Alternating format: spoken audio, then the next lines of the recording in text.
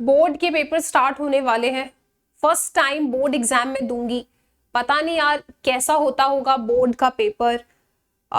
सुन के ही थोड़ा सा लगने लगता है कि पता नहीं क्या फेस करने वाले हैं। What is going to happen, how is it different from rest of the exams we have given till now. बहुत बहुत ज्यादा आप लोगों को एंजाइटी हो रही होगी ना कि this is first time we are going to give board exam and everyone is excited. और सब तुमको ऐसे देखेंगे, बेटा तुम 10th में हो, तुम्हारा इस साल बोर्ड का पेपर है, पढ़ाई अच्छे से हो गई है। अब बार बार जब लोग हमसे ये पूछते हैं कि तुम्हारा फर्स्ट टाइम बोर्ड एग्जाम है, 10th क्लास में हो, बोर्ड्स की तैयारी कर रहे हो, तो सुन के लगता है ना जाने क्या होने वाला है, कितना मुश्किल होने वाला है ये पेपर और किस तरीके से हम इस एग्जाम को फेस करेंगे। तो आज की वीडियो में we are going to discuss कि भाई 10th क्लास में बोर्ड एग्जाम जो तुम फर्स्ट टाइम अपनी लाइफ में फेस करने वाले हो, तो क्या यहाँ पे चीजें डिफरेंट होती हैं अभी तक के एग्जाम्स में आपने दिए, और इस एंजाइटी को कैसे शांत किया जाए कि ठीक है it just an exam. Hi बच्चों, I am Shivani Sharma, your maths educator and I welcome to your favorite channel Unacademy Foundation 9th and 10th। तो बच्चों जैसे ही आप बोर्ड एग्जाम्स को सुनते हो, क्यों डरना है इससे? It is just an exam. अभी तक तुम लोग कितने सारे पेपर लिख चुके हो? यस और नो? इतने सारे आप एग्जाम्स ऑलरेडी लिख चुके हो। KG1 में आपने पेपर लिखा था, KG2 में आपने पेपर लिखा, फर्स्ट में आपने एग्जाम्स दिए, सेकंड क्लास में एग्जाम दिए, थर्ड क्लास में एग्जाम दिए। ऐसे ही करते करते भाई तुमने 8th क्लास के पेपर दिए, तुमने 9th क्लास के पेपर दिए। तो भाई 10th के एग्जाम्स से क्यों डरना? मैम इट्स बोर्ड, तो क्या हुआ? इट जस्ट एन पेपर बच्चों, ये सिर्फ एक एग्जाम है, ये सिर्फ एक पेपर है, ठीक है। जिस तरीके से तुम अभी तक एग्जाम देते हुए आए हो, ठीक उसी तरीके से तुमको एग्जाम देना है। मैम लेकिन यहाँ पे तो सेंटर कुछ और मिलता है, दूसरे स्कूल में जाके हमें पेपर लिखना होता है, तो थोड़ा डर तो लगता होगा ना? बिल्कुल भी नहीं।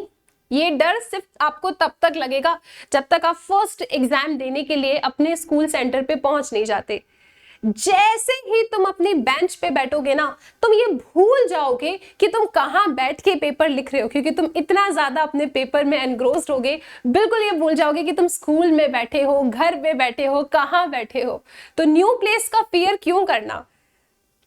थोड़े समय का ये डर है क्योंकि फर्स्ट टाइम आप जा रहे हो, आपको लगेगा ना जाने मैम पता नहीं क्या होगा उस स्कूल में, कैसी किस तरीके का। आपको कुछ नहीं सोचना है बच्चों, इट जस्ट अ स्कूल। आप किसी स्कूल में जा रहे हो, आप बस बेंच पे बैठ रहे हो और सिर्फ आप और आपका पेपर है जिस पे आपको फोकस करना है, दैट्स इट। तो न्यू प्लेस का भी जो फियर है ना, उसको भी अलविदा कर दो, क्योंकि आपको पता है जब 3 घंटे का पेपर मिलता है ना, आपके दिमाग को इतना याद ही नहीं रहता है कि तुम कहाँ बैठ के पेपर लिख रहे हो। सो भूल जाओ कि ऐसा कुछ है कि we are going to new place, पता नहीं क्या होगा, मैं लिख पाऊंगी या पेपर या नहीं। बिल्कुल इस चीज की टेंशन लेने की जरूरत नहीं है। इसके साथ जैसे तुम अभी तक पढ़ते हुए आ रहे हो, ठीक उसी तरीके से आपको अपनी प्रिपरेशन करनी है एग्जाम के लिए। कंसेप्ट्स पे वर्क करना है। जितने अच्छे तरीके से आप कंसेप्ट्स पे वर्क करोगे, चीजों को बार बार रिवाइज करोगे, उतना आपके लिए अच्छा है। तो ये तो सेम पैटर्न ही है जैसे आपने प्रीवियस क्लास में पढ़ा है, सेम उसी तरीके से आपको पढ़ना है। मल्टीपल टाइम्स आपको रिवीजन करना है बच्चों, क्वेश्चंस की प्रैक्टिस करना है, कंसेप्ट पे वर्क करना है। एंड डेफिनेटली बोर्ड्स में ना सबके मार्क्स अच्छे आते ही आते हैं। मैम क्यों? क्योंकि भाई बोर्ड्स तक पहुंचने के लिए आप इतने सारे ऑलरेडी पेपर दे चुके होते हो, इतनी बार रिवीजन कर चुके होते हो, तो तुमको ना सब कुछ आ ही जाता है। तो अगर तुम पूछोगे 10th का बोर्ड कैसा गया, भाई सबका अच्छा जाता है, क्योंकि तुम ऑलरेडी इतनी बार रिवीजन कर चुके हो। तो इसके बारे में भी मत सोचो, इसके बारे में भी टेंशन मत लो। फिर एक डर मैम ये लगता है हमको कि जब हम अपनी आंसर शीट, जब हम फॉर्म भरते हैं वहाँ पे आंसर शीट में किस तरीके से नेम लिखना है, क्या क्लास लिखना है, ठीक है, स्कूल का कोड लिखना होता है, देन रोल नंबर को हमें एनसर्कल करना होता है। तो मैम इसमें अगर गलती हो गई, तो अगर मुझे ये समझ ही नहीं आया कि मुझे किस तरीके से उस शीट को फिल करना है, मुझसे कुछ मिस्टेक हो गया तो बच्चों पहली चीज, वहां जो इन्विजिलेटर होते हैं वो आपको ना एक एक इंस्ट्रक्शन देते हैं।